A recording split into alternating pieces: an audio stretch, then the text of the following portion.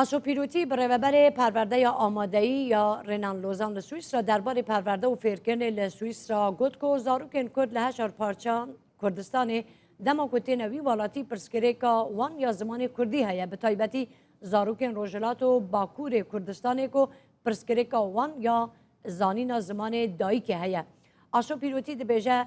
mijûlî projeyekê nebûveyekê ku zarokên Kurd ji destpêka tûmarkirina navê xwe de weke Kurd navê xwe binivîsin bo veyekê ku perwerdeya Swîsra ji wan re hevkar be li gel fêrbûna zimanên fermî yên wê derê xwendina zimanê dayîkê jî fêr bibin. Kurd li çwar sîstemî berhênan derdikeve. Her ew xwe dête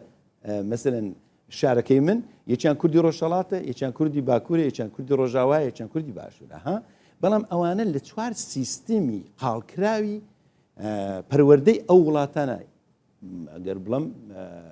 ناس مەسەر بوعدی سیاسیەوە داسەپاوی ئەو وڵاتانەوە دەمسن بەڵێ بەڵێ بە هیچ شوێن دەی هەم زمانەکەی هەم سیستمی پەروەردەیەکان فەرقی هەیە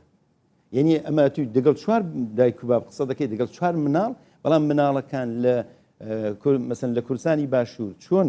فێری خوێندن بوونە چۆن مامۆستا لەگەڵی معاملە کردوونە زۆر جیاوازی هەیە لەگەڵ سیستمی بارهێنان و شێوەی گۆشتکردن و شێوەی کردنەوەی ڕوانگەی کریتیک یعنی ڕخنەگەرانە بۆ لای زانست لە تورکیە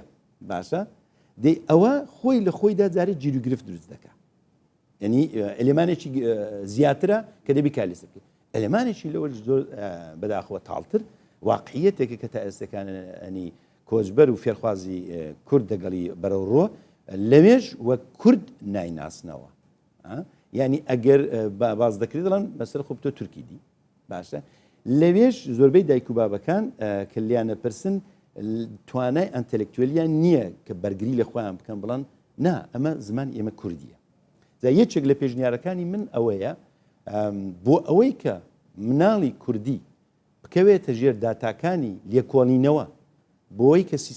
سیستەمەکانی دموکراتیکی ئەو وڵاتانە یارمەتی ئەو مناڵانە و بنەماڵەکانیان بدەن هەموو ساڵێکە لەو قوتابخانانە کاغەز دەنێرن یا داوای زانیاری دەکەن مەسەلەن ناو چییە فۆرمێک پڕ دەکەیەوەدی باشە من ڕەجام ئەوەیە نەک وەک کورد بوون وەک ئینسان ئەگە دەتانەوێت مناڵەکانیان سەرکەوتوو بێ بڵێن کە زمانی بنچینەیی ئێمە کوردیە ئەوە پارامترێکی یەکجار گەورەیە بۆ ئەوەی کە بتوانێن ئەو وڵاتانە بتوانن کار لەسەر شێوەی گەشەکردن و پێشکەوتنی ئەو مناڵانە دەنی ئەو وڵاتانەدا بکەن نەک لەبەر چاوڕەشی زمانی کوردی بەڵکو لەبەر سەرکەوتنی ئەو قوتابیانە هەر لە وڵاتانە خۆجییانە